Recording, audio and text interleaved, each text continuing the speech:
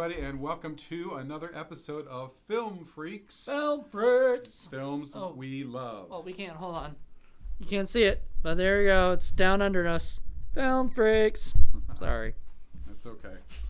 Hi, Moo.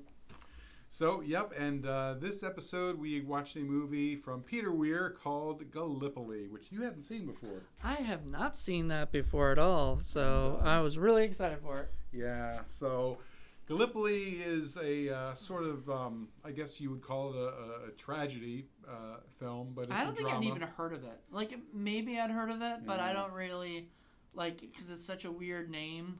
Yeah, well, it's the name of the site of the battle that the Australians fought during World War One, and it's very, very controversial because there's a lot of people that in Australia at least that think that the British simply used the Australians as cannon fodder, and Well, in the movie they did. Certainly, in the movie they do. So. There's not being an Australian person, I don't really, know a whole lot about it other than I do know that it's a contentious point of history between England and Australia. There was a horrific battle there where, and this is trench warfare back in World War One. So, back then you would, try and storm the other trenches with your bayonets, and you weren't even firing, and they had machine guns, so it was kind of like one of the first modern war, one of the first modern wars, and people didn't really quite understand how things were, and it was just a meat grinder. I mean, people, men were getting slaughtered before they even went 5 yards out of their trenches, and it was just awful. But the way the movie is that it really sucks you in there because you get caught up in these great, great characters, and you really, really like them. And they sort of go through all this stuff in the beginning, and you come to like them, and it becomes very, very painful to see what happens to them later, as you might expect, because of course in reality it's just the same thing. People who don't end up fighting wars are the ones who end up usually causing the wars, and they're not the ones who have to make this final sacrifices. It's usually people who are just regular people like you and me who end up doing that. And that's kind of what the movie's about. There's a lot about nationalism and patriotism and all these things that sort of get people all geared up to go fight a war, and then the reality comes and hits them because it's not all glory and honor and fun and games and all that. I mean, it's a different situation now because of the internet and because people can see things, and I think the perception of warfare changed, I would say significantly after Vietnam, when people were actually seeing on their TVs every night. You could actually see warfare, and you could see the reality of it. But back in 1915, the only news you ever got was from a newspaper, and they were trying to write it in a very flowery language, and they're running around trying to build it up into something that it's really not. So, of course, you're going to have idealistic young men joining up and not really understanding what it is that they're getting into, and that's what's happened here. So you're brought into this guy. Mark Lee plays Archie. I forget his last name. He ends up going by LaSalle's. Because he idolizes this runner, Harry LaSalle's, and so he's too young to actually join up with the army. They even ask him later when he's signing up, like, "Are you related?" And he's like, "No." Yeah. So he's caught up in the hysteria, and he wants to join up too because he thinks that's what he's supposed to do. Well, but he's too young. Let's begin it at the beginning. Like in the beginning, he's training to run, and his uncle is the one who's running. Right. So he's training to run, and I really like the scene where he's with is that his brother or just like some guy that works with him or something?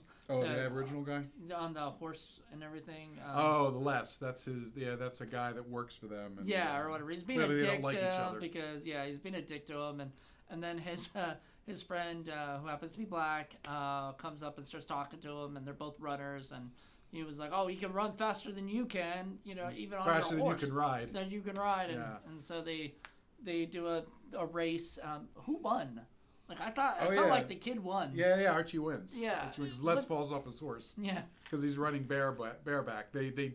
He rigged it so that the bet was that he had to run barefoot. And he's like, well, if you're going to run, I'm going to run barefoot, then you're going to have to ride bareback, which if anybody who's a rider will tell you, is much different than with a saddle.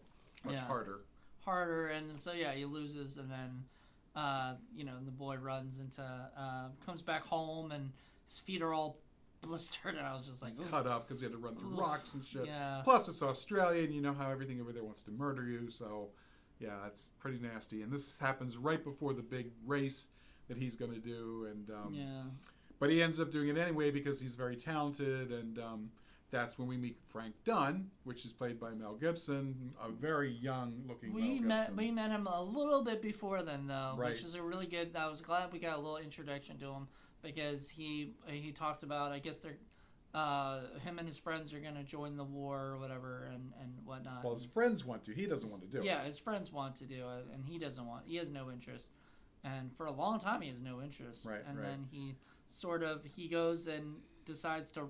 He's a elite entry, but because I guess he's sort of a legacy as a runner that they let him in, and so he runs against Archie, and Archie wins because Archie is a much of course he bet on himself, which you should always know never to bet on yourself. Right. Or whatever, but he bet it on himself and he lost, and so the 20 quid, and then he has to basically. He even tries to. I love the fact that he tried to get out of the hotel bill. Right. Yeah, he's a character. He's a bit of a scamp, and I really like the way Mel Gibson really played that up. You can see he's very consistent all through the whole film. He's trying to sort of scam his way through life, and and that's sort of what the whole movie's about, is like him trying to scam his way through life, and then he sort of has to grow up. And become part of this war and help people, because like you were saying, he had no interest in and then fighting the war. And everybody's pressuring him into it, and all this peer pressure, all it takes is that kid. Like that kid, he wants to do it and everything, and he kind of, I guess the kid keeps pressuring him. Later on, he's trying to tell him, hey, why don't you do the war? Just shut up about the war. God. Yeah, so they start off as rivals, and Frank doesn't really like Archie because he beat him, but... no, he likes Archie. He can tell. Well, maybe not at first, but... At the first second, he kind of gives him a little bit of lip, but later, when he sees him at the diner, he's... Yeah, so there's a big race, and Frank loses, and Archie wins, and of course, he kind of has his moment stolen, because that's when the light horse people show up and they start doing a recruitment thing, and so Archie decides, because this is what he wanted to do, and his uncle's heartbroken, because you could tell he knows the reality of what it means to go to war, and he doesn't want him to go, but what are you going to do? The kid's already made up his mind, and that's it. But he can't get in because he's not old enough. He's only 18. Right, so he's dejected. He goes off to this diner, and that's when Frank goes in and finds him, and of course he scams the waitress and ends up getting a free meal out of it, which I thought was really funny, and well, waitress was a wretched. She was kind of rough. She was mean. If a waitress was like that, to every customer, she'd get fired pretty quickly. Well, and again, there's a big difference about how things are done in the country and how things are done in the city. Right. Which is kind of funny. But in any event, at that point, those two become friends, and he says, well, you can't join up here. Why don't you try where I'm from in Perth? Mm-hmm. So they said, okay. So they jump a train, and unfortunately for them, because Frank doesn't exactly know what he's talking about, and they end up somewhere else in the middle of nowhere. And in order to get to Perth, they have to cross. Yeah, because they hop the train. Uh-huh. And when they hop the train, the greatest line is was it Archie asking him, this goes to Perth, right? He's like, oh yeah. Where else is it gonna go? Where else is it gonna go? Then wake up, they're like, where the fuck are we? Are we in Perth? On? He's like, not quite. Not quite. You have another 50 miles to go. So they have to cross this 50-mile desert, this dry bed lake. Well, they could have waited 2 weeks. They could have waited 2 weeks, but Archie's no. Yeah, Archie wanted to go. The whole idea of going to Perth was to go join up. Right. If they 2 weeks, I think the 2 weeks they would. Frank wants to open a bike shop. Yeah. So his business interests there. So they end up crossing the desert. It's a big, long ordeal that they end up bonding through because they do finally make it. And he had to make before they made it, or whatever. I mean, while they made it, they go up to his dad's house, right, or whatever. And so they meet up with his dad. With what's his? What was Mel Gibson's name? Frank's dad. So Frank's dad's house, and Frank's dad doesn't want him to go to war. He wants him to stay in the city or whatever, and he's asking him about it. He's like, your family died. Died. Right. Your grandfather was crucified on the church door 5 miles from Dublin. Yeah. And you can tell the guy, and Mel Gibson finishes the sentence because you can tell he's been telling him that his whole life. Right. It's a great line that it just says everything right there. And they give Archie a fake ID. Fake ID. So that he can go and join the war. And it's a great scene because Frank is a scam artist, so of course he knows how to make a fake ID, and he's getting Archie drunk, at the same time. And Archie's just an 18-year-old kid, and he takes a bunch of hair and he's cutting it up in order to make him put on mustache. A fake mustache. Oh my God, it was so funny. I know. It's just, so it looks terrible. It looks terrible, and he's like, and the kid's like, no, stop. He didn't care because he's drunk anymore. Yeah. It's just very funny. That's good. Cute. So they try to join up, and of course Archie, because he's a real rider, even though he's very young, he gets in, and poor Frank, he's never ridden in his life because he's from the city. And he tries to bullshit his way through, and it's just not going to happen. He couldn't even get the horse to move. Couldn't get the horse to move. It was funny. And so everybody's laughing at him and everything. And so he can't. He can go to infantry, but he can't go to. So he meets up with his original friends, which are Barney, Billy, and Snow, the irascible Snow. Right, the ones that wanted to go to war in the beginning. And so they join up with the infantry. They go to Egypt where they train there, and they have this whole thing, and it's kind of an absurd thing because they're all. It's like they're the four musketeers or whatever. They they're like go running through all around, this stuff, having fun, being rascals. Right. The Egyptians trouble. are like trying to rip them off or sell them oranges or stuff. It's this whole big thing going on. One guy does rip him off or whatever. This one, I guess, one guy makes the guy sell it for 2 quid. What is it? 2 quids? Something, and then the guy is telling him that I just got this for like 5 pounds or whatever. 5 pence. 5 pence. So he goes, so they want to go over there and tell the guy and get their money back. Yeah, so they start like fucking up the place, and the guy's like, here's your money. Just take it and go. Because at first he was like, no, that's not mine. Like, and he was right, it wasn't his. It wasn't his at all. Yeah, Barney's like, oh, it was this shop over here. Shop. Oops. Oopsie. And there's this one part where they follow these 2 stuffy British officers on little mules, and they make fun of them, and they put the little eyeglass on them, like, oh, Carruthers, I think a little bit of the theme there was like mistakes or mistakes of youth. Well, no, mistakes, period, because like at the end of the movie there's a big mistake. Stuff. So I think there's a running theme with that is like which I think is really nice when you have a lot of these things where it's just all the mistakes kind of add up to like the last thing. Mm-hmm. And it's just the way that war was portrayed back then. It's an adventure, it's glory, it's all this stuff, and it's romanticized. Very romanticized. And of course they kind of go through all that, and then the second half of the movie comes, and they're actually finally shipped off, and that's when they hit the beaches, and it's not quite. What was the movie with Tom Hanks and Saving Private Ryan? Yeah, it's not quite Saving Private Ryan, but it's in that vein. It was sort of Saving Private Ryan before that. Saving Private Ryan light. Yeah. When I say that, because like if people got shot, you don't see any blood. Yeah. Or not much. I mean, it was still pretty nasty. It was pretty nasty. It just wasn't, in 1980, 1981, 1980, it just wasn't quite at that level, but I liked all the explosions and shit. So it's a beachhead, and they're being pinned down by the Turks, and these new Australians have been brought in for this new push. What they don't know, and what we're listening in on the conversation between the officers, is that this British officer's got this idea that he wants to use the Australians as a diversion so that the British can come ashore.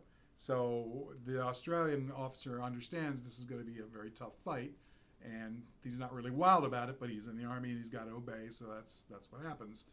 And then as things unfold, it turns out they didn't really need to use the Australians anyway, and the first ones who went over, they were getting wiped out. It was just a nasty meat grinder. You couldn't go anywhere because they were charging with bayonets, which is what you did back then, up against fortified machine gun nests and rifles just firing on them. Oh, it was awful. Like you get up for 2 seconds and bam, you're dead. Yeah, it was horrific. And so a couple waves go and they just get mowed down, and the officer's like, okay, I'm not sending anywhere anymore. And the officer finally recognized Archie Hamilton and says, okay, well, I'm going to make you my runner. And he's like, no, I came here to fight. Why don't you take Frank? He never really wanted to do this in the first place. He wanted to open up a bike shop, but I talked him into it. And the guy's like, okay, he's a runner too. So, a fast set of legs might actually help save some lives, which is a nice line that he throws in because, he tries. So Frank ends up being the runner going back and forth. Frank was busting his ass, it's man. a sin. Running through everything.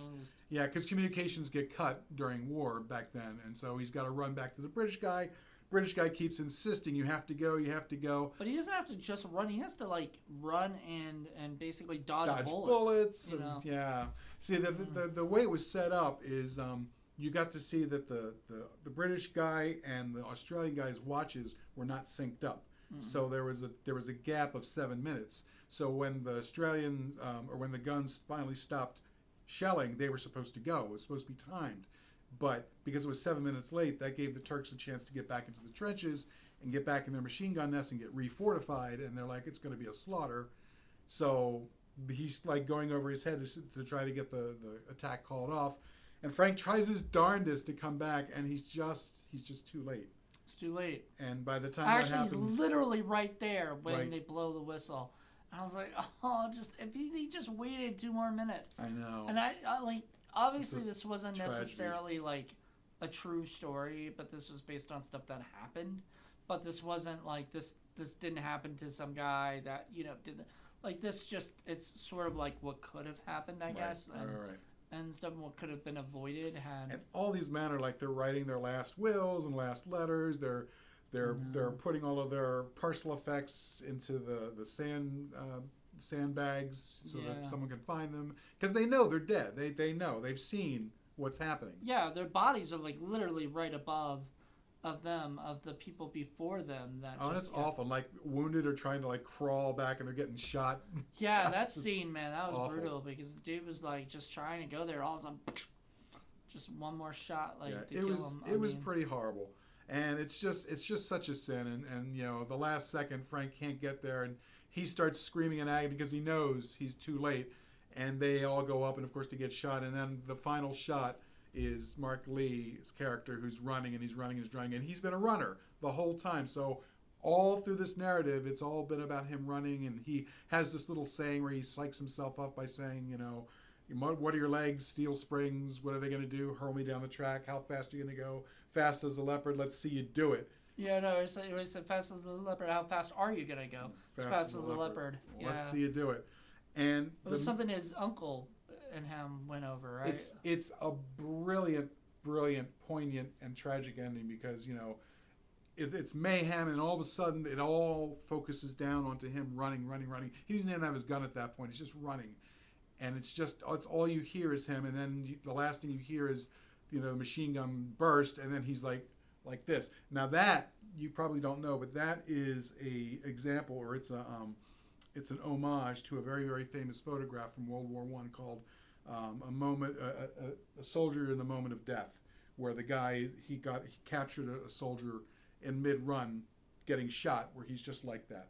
So that's the director doing his homage. Weir. Yeah. So and then it just fades out, and then the tragic music in the background. Oh, it's really good. I cry every time. I can't help it. It is sad. It is one of the saddest movies. But it's brilliant. Brilliantly done.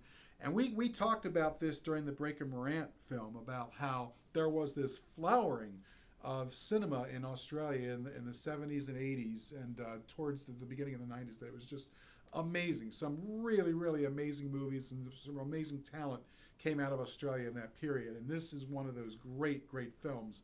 of that era. And how about Mel Gibson? What a performance! Everybody was really good.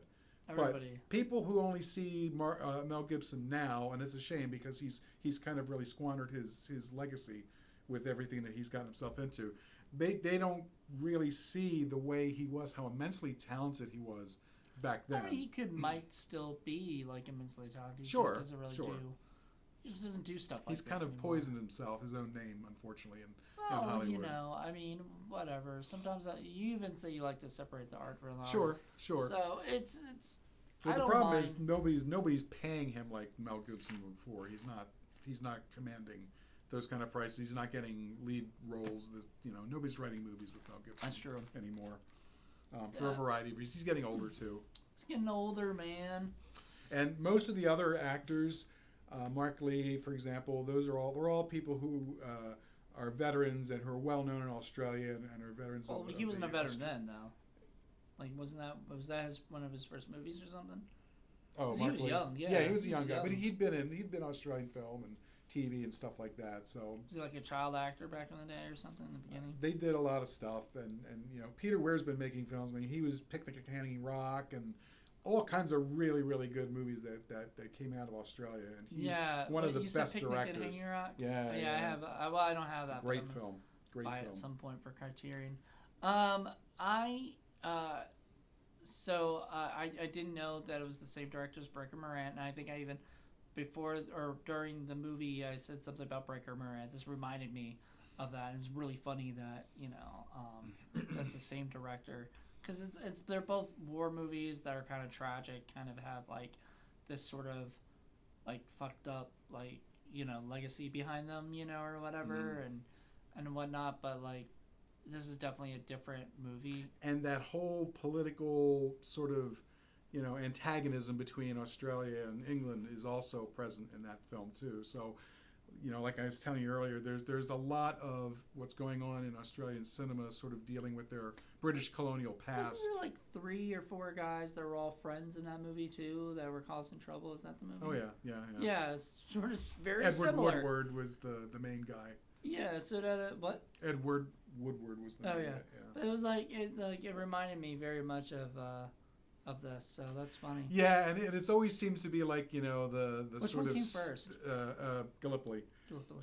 They're roughly around the same time though, but yeah, it's always like the British are kind of like these stuffy, upper crusty sort of stiff characters, and Australians are sort of like these rough and tumble, uneducated outback guys, and it always seems to be a lot of natural kind of friction between the two classes, the two cultures, the two socioeconomic classes. And it's interesting, and like I said, it a lot has to do with Australia's idea of dealing with their colonial past.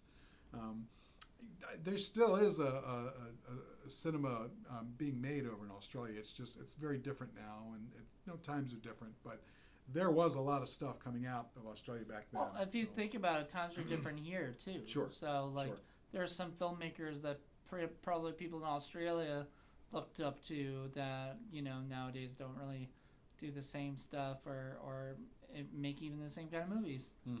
But yeah, I absolutely. I don't know. There's something about this movie that even though it was something I told you before, I don't think I'd watch this over and over again. I mean, I know. It's something hard, like I would probably watch it more than once, but I wouldn't watch it like all the time because it's a hard movie to deal with. It is, like I said, I have no problems admitting it. I tear up at the end every time. It's rough. You come to really, really like these characters, and it's an awful fate that they all go through, and they can't escape it. That's the tragedy, Yeah, they're all friends. I mean, they're friends in the beginning with him. Then he wants to go be friends with this other kid, the other kid. Then he goes back to his old friends, and then he goes back to his, new friend, and tries to bring them all together. And that scene was so cute with him trying to get, hey guys, this is my new friend, blah blah blah, and then he goes and tells them, "Oh, I'm helping him out," and they're like, "What? You're gonna leave us, you little jerk?" Like we this is not going to be good for us, having you go away like that. So yeah, and it's funny how like their little personalities come out. Like I like Snow. Snow cracked me the hell up. He's very uptight. He's very very like Christian. Yeah, but you can tell he doesn't have a lot of experience in the world, but he's also quick to make judgments. He doesn't take things. He doesn't see the humor in things. Like the prostitutes. He didn't like really anybody. In Egypt. As people tried to touch him, he was like, get away. He's always ready to club somebody. You said he was crotchety. That's what you said earlier, and I was like, yep. Crotchety Snow. Crotchety, but he's funny, and he's very, very consistent throughout the whole thing, too. So it was sort of funny that when he was like telling all the guys' names, he said Billy and Barney, and then he goes Snowy. Right. I was like, Snowy, that's funny. And then Barney is like the tall, goofy one who just, whatever. He doesn't seem to really let much bother him, and he's ready to go off and do whatever. Sadly, he's the first one killed. Yeah, he gets killed. And that's a sin when the other guy has to explain, he was running next to me and he fell, and I just thought he tripped because you know how clumsy and dumb he is. And Sad. Yeah, and then Snow ends up getting badly injured to the point where he says, here's my diary, give it to my mom. Because at that point that you're not going to make it. Yeah. And yeah, it's a shame. And then you got to think, poor Frank, I mean, he's got to, even if he survives, he's got to go home with all these horrible memories of seeing all his friends getting killed, and he could have prevented at least one of them if he'd just been a little bit faster. And it's just, it's a shame. Really, you can't. I know, and you can't. Yeah, he was as fast as you saw him. He was as fast as he freaking could. And therein lies the tragedy. And the one awful, evil British guy, the colonel, he's, says, you must go. You have to go no matter what the cost. Because, of course, he's not paying it. So, yeah, that guy was just awful. Remember, I saw him, and the first thing I said was, that guy looks like a bad guy. You could tell. You could tell. There wasn't like an ounce of mercy in that man's soul. Oh, no. Like, he just turns and looks, and I'm like, that guy looks bad. Fuck. Yeah. I was like, is that a bad guy? Like, he looks like one. And he was. Like, I called it. Because, I don't know if that's whatever, whatever you want to call that. I know too many movies. The actor did that well. I know, just his face. Yeah. They cast him well because he looked like a bad guy. But that doesn't mean, like, I'm sure that guy could play other things, whatever. But like, he just looked like a bad dude. Saw them and I was like, yeah, he looked like somebody who didn't have a soul and didn't care who he was going to use to get what he wants, and that's exactly what he did. Yeah.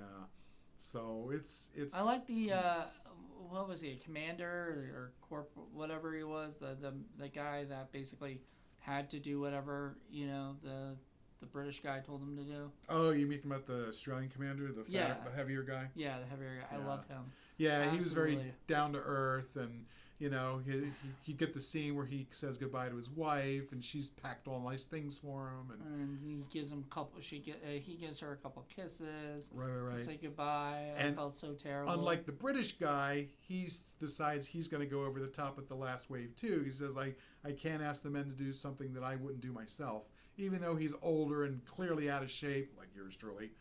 And he's going to clearly get mowed down too. We don't actually see that, but. He's going to do it. And you get the impression the other guy, the British guy, no way is he going to do that. He sends other people to die. He's not going to die himself. Nope.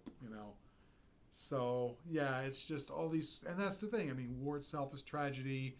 All the things that lead up to it is tragedy. And then you have all these tragedies within that tragedy. And this is just one of those little sub-tragedies, stories that are being told. And the whole thing was taken from, I believe, a short story that Peter Weir wrote when he was younger, and then he got, I forget who it was, a guy to write that out into a full screenplay, and did a great job. I love how things are bookended, especially with the running and the little thing that he says to psych himself up, and it's used like 3 times. And each time it's used, or even that. But each time it's a little bit different. And then when it finally hits again, it's like the most poignant, towards the end. At the end, it's like he knows right. This is it, Right. Like he's gonna run as fast as he can.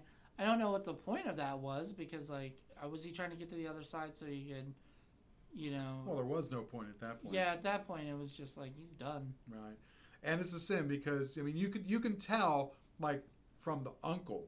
The uncle knows what's going on. The uncle's not a fool. He's been around. He's seen shit. He knows what happens in war. His nephew's gonna die. Yeah. And I mean, there's nothing he can do about it. I know it's sad. Because he even said, "I knew you were going because your bag was like so heavy." It's like, what do you have in there? I was like, just a bunch of books. Yeah, because the army, that's the place to read books. I mean, it's a sin. No, he has no fucking he has time no to read idea. books. He has no idea what he's getting into. You have no time to read books. You're training. Talk about the training scenes, because those were pretty cool. Yeah, there's some interesting, funny. I mean, there is some humor in this. I mean, that's one of them. Is they have this one scene where they're in Egypt near Cairo, and they're right next to the freaking pyramids and the Sphinx and everything. So it's gorgeous, and they have an assault, a training assault on a trench, and that's when the infantry guys finally meet up with the light horse guys, and they're supposed to be taking it seriously, but of course, being Australians, of course not. They just fall into it and end up having some fun with it, and and there's this one great part where the one officer says, "Okay, whoever's wounded, lay down, and the others have to carry them," and they're all like, "Oh, I'm wounded," and the guy's like, "Wait, you can't all be wounded. Who shot you?" Yeah, it was like, cute. Yeah, it was cute because he tells the guy, he tells his buddy, "You're not supposed to be wounded." No, he looks over and goes, "Hey, get down here." Yeah, right. I'm pretending to be wounded. It was very, very cute. It was adorable. Frank was funny. He's a scamp. I love that. He's just such a scamp through the whole movie. And he was, because that's when that training scene is when they run back into each other. They see each other again. And they're so excited. Yay! They're like, yes, we're back together. We separated, but they had a line. They had a, I'll see you later. Right. Not if I see you Not first. if I see you first. Yeah. And I don't know. I think that was the first time that was ever probably said in a movie, and then it's been uttered in a million other movies. And it's so poignant when they say it again towards the end. Yeah, it's such a shame. They say they're because you can tell what's coming. I mean, I knew it because I've seen it, but you hadn't seen it before. But you could tell. You could tell it's coming. Well, it's I mean, the sort you of kind of ruined it by telling me it was a tragedy. Wow. I knew that, and I knew that everybody was going to die. The whole tone of the movie is tragic. Yeah. I mean, from the music to the lighting to everything. I mean, I remember I was like telling you, I was like, is this a comedy? And you're like, no, it's not a comedy. No. And I was like, well, I mean, I don't know. I've never heard of it, really. I don't know. And I think that was the best way to see it was not knowing, Oh, sure. So if you've seen it, thank you for watching this video.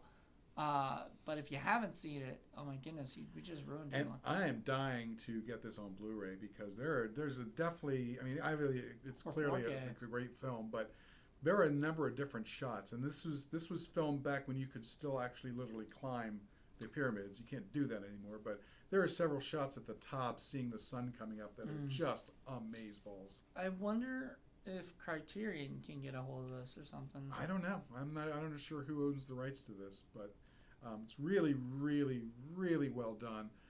I would love to hear. They put out other Peter Weir movies. Sure. So I'm not surprised. I would love to hear commentary. I'd love to hear Mel Gibson talk about this film. I'd be dying to hear about that. Oh yeah. Let's talk about Gallipoli. Yeah, talk about how Mel Gibson runs. He was an athlete back then, I guess. I mean, I don't know. He wasn't just a pretty boy. He was really, really good. I'm very impressed. This is my favorite Mel Gibson film, apart from Road Warrior. His character was very much the ladies' man, though. He was talking to all those ladies and everything, like all the time. So and it's such a juxtaposition because he doesn't really care about the whole, the war and imperialism and fighting for England. He doesn't give a shit about that. He just wants to open a bike shop. Right. And that's how it should have ended. With him, him screwing up, and then at the end we see him owning the bike shop. Yeah. But I mean, he's even explaining to his dad, because his dad can't understand, what are you doing? And he's like, well, look, I know I'm not fighting for them. I'm just going in there. I'm going to try and keep my head down, learn a few tricks, and then come back an officer. Maybe. Maybe. Said like that. It's like maybe, right, or whatever. because it didn't even seem like he wanted to be an officer. Like, Right, he right. Just wanted he just wants the what he can get from it, because that's typical Frank. Well, right, because at one point he actually sneaks into the officers club. So Yeah. he really didn't even he just wanted the free drinks and hang out with the hang people, out with the chicks, and hang out with the chicks and do all that stuff. So he's pretty funny. Yeah, remarkably consistent, and it's a shame because if you just let him be himself. I love how he snuck in by saying, "Oh, I think this letter's for this letter's for blah blah blah," and then he starts just walking, doesn't even stop. Right. And the guy's like, "Hey, stop! Okay, hey, next person." And it's just tragic that you have situations where humans can't solve their differences without going to war, and you have to lose all of these nice people that otherwise would have gone on to have great lives and would have been really nice. But no, we can't do that. We have to fucking butcher each other, and it's just absurd and ridiculous and pointless and stupid. And that's kind of what the movie's all about. I mean, and it hurts, and that's what, and it should hurt, and it's right that it makes you hurt, that it makes you feel this inside, and it should make you think, war should never happen, or at the very least a last resort if there's no other possible way of solving an issue. And it shouldn't be like the way things are now, and I guess much worse back then, where it was like, oh, we're going to go fight and we're wonderful and it's going to be glorious and full of honor and all this other shit. No, it was pretty brutal. It's a slaughterhouse. You said slaughterhouse. You said meat grinder. Meat grinder. Oh yeah, World War I. I was wondering horrible. what the fuck you were talking about, because you kept saying it's a meat grinder. I go, they didn't even have the gas, the poison gas, the mustard gas attacks on that front, which would even worse. I mean, war's not much fun now either. It's pretty much a slaughterhouse today too, but it was even worse back then. And God forbid you get injured in the field then. As you were saying, primitive. And you believe in a bunch of the other probably Australian people believe that they were just set up. They were just a setup for them to get murdered so that the British can take control or whatever. And so it wasn't really even they weren't even there to really be there. You know, they were there to be a diversion and get killed. Yeah, like the guy says, sacrifices have to be made. Well, that's easy to say when you're not the one being sacrificed.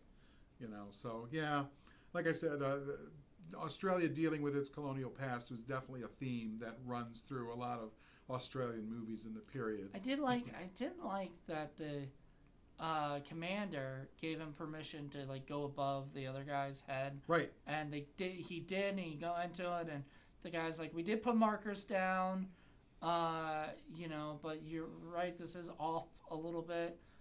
Maybe we should just call it off. And he gives him the note to just call it off, which would have, if he had gotten there right on time and said, hey, look, but they get that phone call, man. Yeah. That phone call is like, what are you doing? You need to go in there and die. Yeah, basically. and just before that happens, you see the guys stringing the line and putting it back together, and that's that's no good. Nothing good can come from that. Nope. But the guys who are stringing the line don't know that, and But it's an interesting juxtaposition because World War I has kind of become a thing now. You have Dunkirk. So there's a war movie. It's not really World War I, but it's of the ilk anyway. 1917, which was a really, really excellently shot film. I love that movie. It was great film. It was all shot in almost one continuous shot. Earlier than that, we had Stanley Kubrick, of course, who did Paths of Glory. Criterion. Sergeant York. You had a number of movies that Hollywood has done in the past where they're all different. They're all different, which is great. Because they're not the same story, just retold, or whatever. It's different sides of World War I or other wars, And but they one thing they do generally show is just how horrific that particular war was, especially in 1917. It was just all there were dead bodies all over the place that they just had to scramble over at all times. It was just nasty. It was awful. Horrible stuff. All of them are bad. World War II was equally nasty. More people died. But for whatever reason, that particular war, especially trench warfare, the futility of it, all these men dying just to go 100 yards into another pile of dirt, It's like, why? It's just so stupid, so futile. It's just well, they didn't have the ridiculous. internet back then. No, they didn't have the internet. You know, they didn't have these things that we have now where we can kind of learn from the mistakes that we made as far as the war goes. But, I mean, yeah, nowadays, you know, you look at what's going on right now, too. There's stuff that, like, we wish we could fix. Right, and you know? and people won't put up with it. They won't put up with mass casualties like that. That's why, you know, the war in Vietnam, even though it was terrible, the fact that it was broadcast was one of the worst things the Army did, was because it actually showed the reality of warfare, and people don't want to see that. They don't want to know how their sausage is made. They just want to enjoy it. This is true. So, you know, all right, let's talk about this real quick. This movie was made, what, the 80s? Early Yeah, 80s, early 1981, I think. 1981. Okay, the year before I was born. Perfect. So, you know, you look at that. That's, I mean, they took like years before they tackled this, right? You know, this particular thing. Then you look at an actual, like, the wars, you know. They did not want to do movies about wars during those wars, you know, right? So World War I, they didn't have movies about the wars. They had you know, movies that made you feel good, and they tried to get everybody all hyped up. Yeah, about there was a lot more propaganda in war films That's true. back in the day, especially around World War I era, and because, you know, they were trying to get people into it, right, into the war. But I'm saying more along the lines of when people would go to the theater. They would see the things talking about let's go to war, but then they would see like a really nice, beautiful comedy, you know, that made you laugh and took your mind away from what was going on. The 60s changed that. Right. The new breed of directors that came in.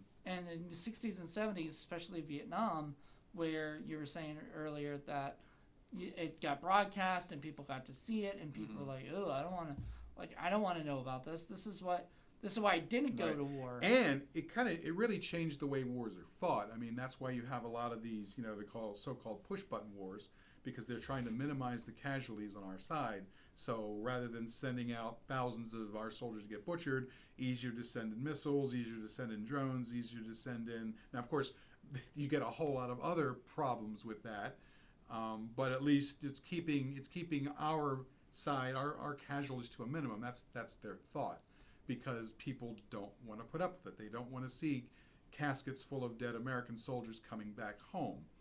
But unfortunately, warfare is still a political tool used by people in order to get things that they want. So we're unfortunately stuck with it until we become a better, you know, culture, I guess.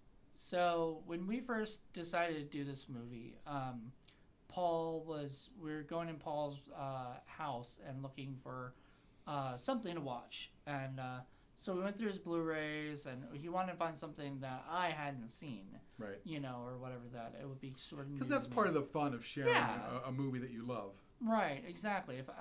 Most things that I love, Paul's probably already seen, but most things he loves, I've never heard of. You've come up with stuff that I haven't seen that it turns out I really liked. Which is nice. Or sometimes you don't really like. I mean, that's fine. Yeah. You know, like, that's the whole point of the show, is to show what we love, not what we both have to love. Right. But anyway, so we were looking through his DVDs and we found this, and I hadn't really heard of it. But I told him later it had like two things against it already, in a way. Like, it was a war movie, which I'm really not that into war movies, and it's just because I'm just not, like, I don't know. They don't interest me as much.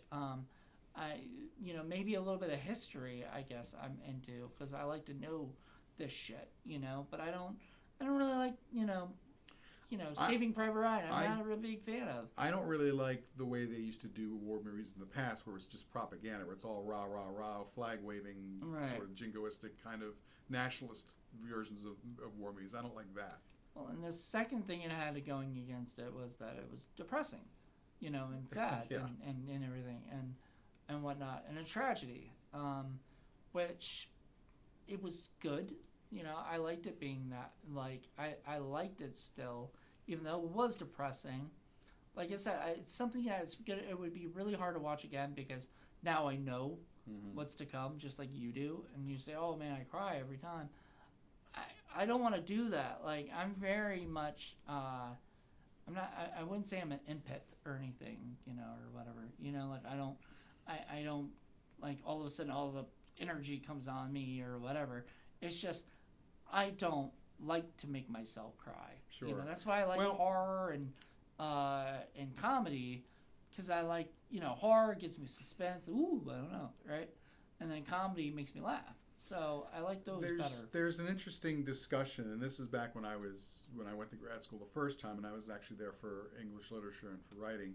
If you go back into Shakespeare, you go back to Aeschylus, you go back to some of the great writers who wrote tragedies, and you investigate why is tragedy so important, and then you realize because tragedy makes you thankful, makes you realize that you're not you're experiencing this horrible thing, but safely. You know what I mean? Somebody else is going in, and it's reminding you of how things, it's giving you these emotions that you wouldn't normally and have. you need to get that out. You need to every now and again. I don't know if that's necessarily true. I think it's useful. I think it's very important, as a matter of fact. I think people need to be reminded, or else they're just not going to know. People should know how horrible warfare really, really, truly is, and maybe if they did, maybe we wouldn't have so much of it. You know what I mean? Well, and this goes to what we watched in this movie. This movie had the main character, Archie, really, really, really wanted to go to war because it was sort of glamorized, and he wanted to be a hero, and he wanted to be kind of looked up to, sort of thing. He was this young 18-year-old kid who just sort of looked up to the war as something like, I could go and I could save lives, I could be this great person, or whatever. When in actuality, you're very much going to die. You have this very big chance that you're going to die. And the thing is, they don't make the other kind of film anymore. I mean, you couldn't get away with it anymore. No Hollywood film or production company is going to make Sands of Iwo Jima with, what's his face, the cowboy, John Wayne.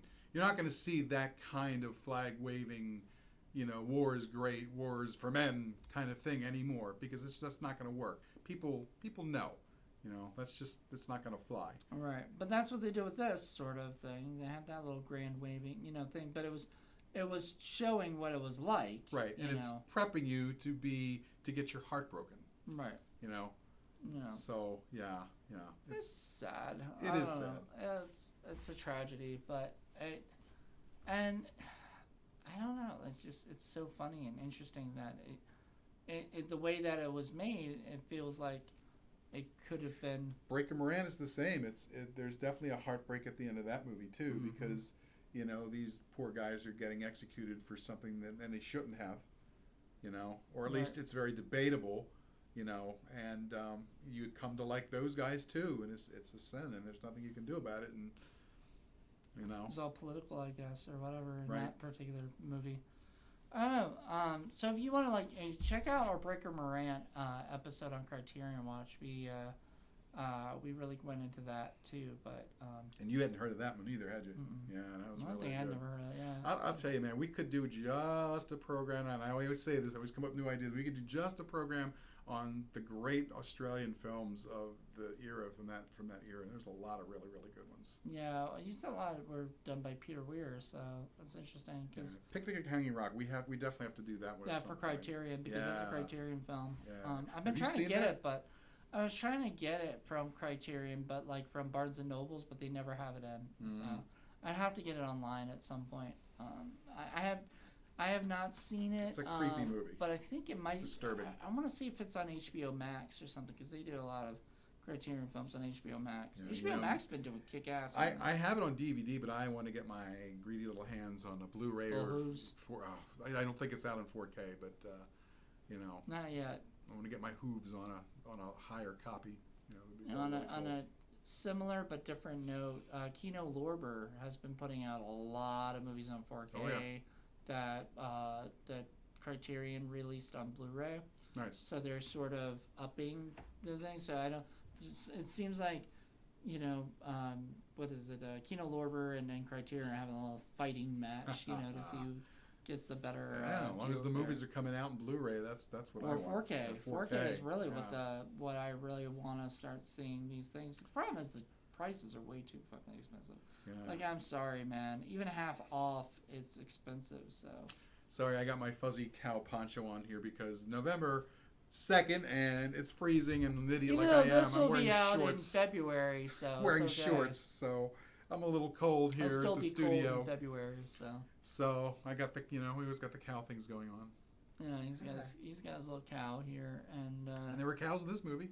There was. I was like, that's what I even said. I looked at you. I was like, I know why you like this movie. There you go. Cows, and they're like, as in the beginning of the movie, they're like herding all the cows and stuff, and I was just like, it was interesting to see that stuff because I was like, because you told me it was a war movie, and I'm watching this in the beginning, and I'm just like, where's the war? Like, this doesn't seem like a war. Yeah, exactly. You're a million miles away, just like the characters are, and they have no concept until they're plopped down in it, and all of a sudden it's too late by the time it comes out. Yeah. But I like it because Peter Weir really builds a universe. You are in this dusty western Australian farm in the middle of nowhere where it's just sand and wind. That's all there is. God, I love that. I love the scene where they're just walking through the desert and shit for 50 miles.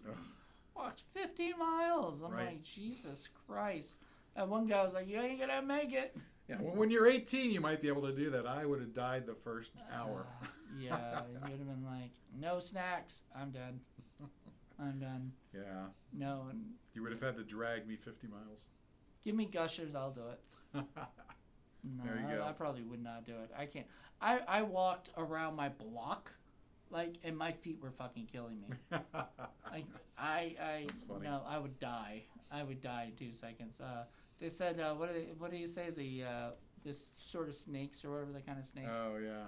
That would get you or whatever, and I forgot what kind of snakes they were, but they were like, whatever. And I was just like, nope. Nope.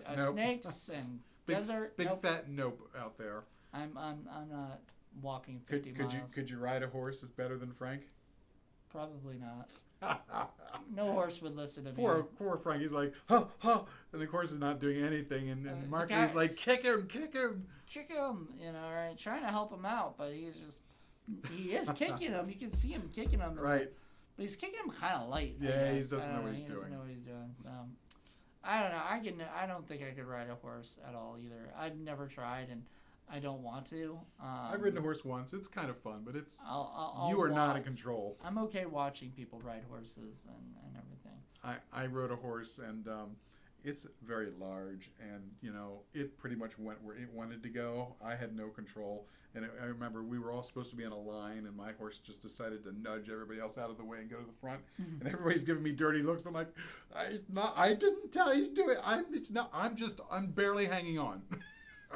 Don't blame me. Blame the horse. Blame the horse. Jeez, it was funny. You're throwing the horse under the bus. Thanks. Yeah, well, the horse is the size of a bus. It was massive. Probably was. I don't know. The movie itself was just sort of, all in all, I really, really enjoyed it. Great film. Very classic film. It's a downer. It's a downer, it's a brilliant film. I'm sure I watched it more than once, but I would not call this one of my favorites myself. Because it's just something I don't. It's sad. No, it's just something I just don't. I don't know, just not. I don't think I could just keep watching like you. When I pick a movie for film freaks, I want stuff like Jaws or Karate Kid, Ghostbusters, whatever stuff that I grew up watching that I love and that I would watch over and over again, and whatnot. Even Chasing Amy, even though that didn't go as well, but that was that's another story. This was like this movie does hold up though. Early high school for me, and I loved it when I saw it in the theaters. It captured me right then and there, and I was like, oh yeah, this is one of my favorite movies of all time. Even though it's sad, I get it, and I get why it's being told the way it's told, and yeah, it's just one of my absolute favorites. So when we were going through and I saw, I'm like, oh yeah, let's do this one. So. Yeah, because you had a couple of other ones in mind, but this was the one because you were like you thought I had maybe seen it or something or heard of it. Never. I mean, I think I heard of it. It's like it's a name that like I don't even know how to pronounce it. Gallipoli. Gallipoli. Just like the character in the movie. I know you're saying Gallipoli. that. There's a character that says Gallopy or whatever, and he's like, it's Gallipoli. I can't even say it. Fuck. I can't. Sorry. It's okay, Snow. I know. It was Snow who couldn't say it. No, it was Barney who couldn't say it. Yeah. Yeah, I thought it was Barney. I didn't think it was Snow. But man, all those characters, they were fun. They were, I mean, that was the big thing is you got to know them. You got to figure out what they were like. You got to meet Archibald's, Archie's father too. Who? Oh yeah, he has only like one scene and like it's a couple lines, but it said so much that he's like, the son's about to go off to run this race and it's a big important thing. And what does he say? He's like, you're gonna be gone a whole weekend. Make sure you put in your fair share of the work before you go. It's like, that's all he cares dude, about. come on. Well, I mean, he's being strict with them, and that's that shows that he's sort of like, you can sort of tell he loves his uncle more than he loves his dad. Exactly. Like his uncle's the one training him for this thing. His uncle's caring for him. Right. There's a little bit of heartache. The uncle's the one telling the story to the kids. He's reading from the Jungle Book. With Mowgli and all that, and the kids are loving it and they want more. And he's like, "Oh, you better go. You want to get Uncle in trouble." So he's clearly sort of the favorite amongst the children. So and he has a relationship with Archie that he just doesn't have with his parents. Yeah. And it's such a shame because the uncle's heart is broken when he goes off. It's another mini tragedy within the tragedy itself. He just knows it, and it's a sin. There's nothing he can do about it. Well, I mean, yeah, he could have knocked him out and carried him and told him, "Hey, you stay here" or whatever. But the biggest point was I thought he was gonna give up, but he realized you had to be 18 or you had to be 21. Like he didn't give up. It showed if you really want something that badly, you'll get it. And that's typical for his character too. I mean, he damages his feet badly before his first big race, and he's going to go and do it anyway, and makes that impossible bet to run against a rider, barefoot across the desert. It seems impossible, but he's going to will himself to do it anyway. And he does. And he does. And then he fights against. He does the race against.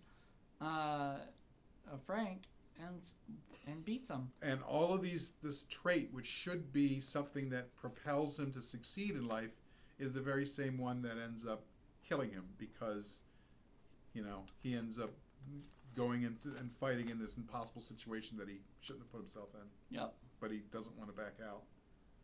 Yeah. I mean, it was a good story. It was a great story. And well written, really, really well written. What a great script. The acting was fabulous by everybody. There's not a bad actor amongst them. I was asking you before about the actors because I was asking if they were famous, and you said in Australia, yes, they all are. But and even less the farmhand who's a real jerk at first, and you kind of rooting against him, and he ends up falling off the horse and all that. He ends up in and in fact he's the guy that tells on Archie and says, "I know this kid. He's only 18. His father would skin him alive if he knew he was out here." And he thinks he's gonna, yeah. But then he's amongst the first wave that goes over, and Archie sees him, and he's like, and he's like, he's clearly like a ghost of a person at that point because Les knows what's gonna happen, and that poor sucker doesn't even get out of the trench. He gets a bullet right in the head before he even can climb out. Yeah. Yeah, it's just a shame. That was such, the whole movie was a shame on that part because everybody, all the characters, just goes back to that last few scenes because it gets an hour in before they even get to training or whatever. So there's an hour of the movie where you're just getting to know everybody. Right. And then the rest of the 50 minutes or so of the movie is all the war stuff. You're getting to know them, you're getting to like them, you're getting to trust them, and then all of a sudden kind of like Full Metal Jacket, it had half and half. The half the half of is boot camp, and you get to know everybody. The other half is the war, which honestly, if I'm gonna be honest, the Full Metal Jacket war half is my least favorite half. You know, like I enjoy more of the getting to know each other, but the war part, I don't know. It doesn't hook me as well as this one. It's interesting because Kubrick, the way he does the first half of his with the getting to know the character part, it's done with as very much as a black comedy. Right, and more dark, fucked up. Like just what's his name going crazy and everything. Yeah, we'll do Full Metal Jacket at some point because I love that movie too. But it's a very different tone. I have it on 4K. Nice. It's a very different tone. I'll get it on 4K soon at some point. I'm sure you will. Yeah. You're going through your Stanley Kubrick collection already. Oh yeah. Probably by the time this airs, you'll have it. At some point, I'd love to have a bunch of Peter Weir's films on 4K too. I just don't know if they'll ever release them. Like I don't know. Are they on Blu-ray? Some. I don't know. You would think Witness at the very least. Well, Breaker Morant is, I think, right? Is that on Criterion? Yeah, Criterion put that out. Yeah. I have that. You have it on Blu-ray? Yeah. Okay. But I don't know about, like, you would think Witness was like probably his biggest Hollywood hit. I would think that would be out there, but then probably not. I don't know because it's, even though it's supposedly a great movie, I didn't like it. I wasn't into it. I liked it a lot. But a lot of people loved it. Didn't like it as much as this one, but I did like it. Harrison Ford. Who's the kid? Danny Glover. The kid. Oh, I forget the kid. He's an actual actor. He's still doing stuff today. Right, Luke Edwards, I think. Yeah, I forget. Something like that. So it's some. You will be careful among them English.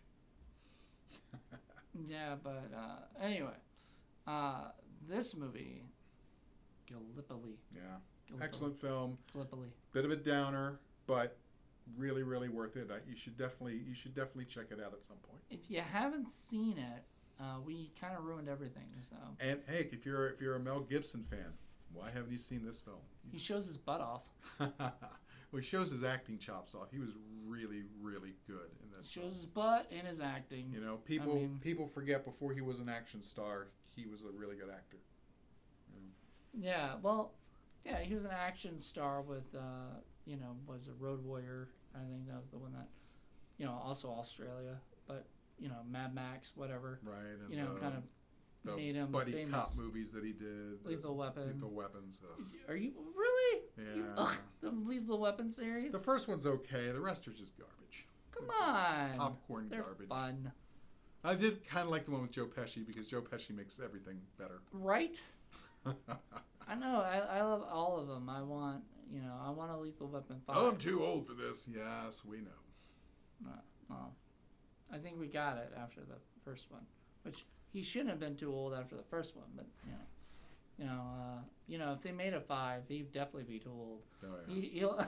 I would love to see that, him in the retirement home. The daughter's like 45 at this point. Or more. Yeah. But he's like, he'd be like, in what is it? The retirement home. I'm too old for that. Yeah. Yeah, he's going into Clint Eastwood territory. Well, Clint Eastwood's still doing it, man. Good for him. And we're going to do some Clint Eastwood movies at some point too. Trust me. Like what? The westerns? Ugh. Not necessarily. I'm not a western guy either.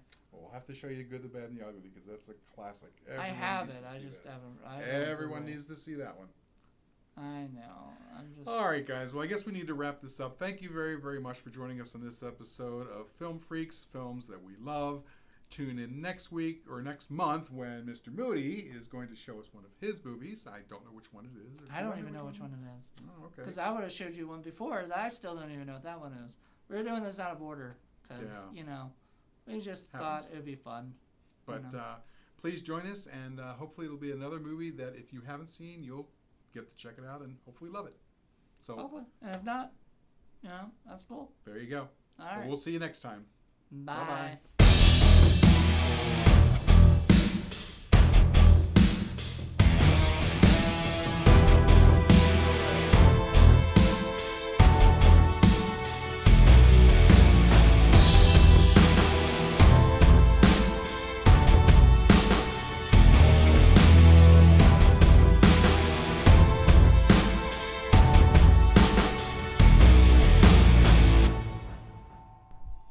You're running it.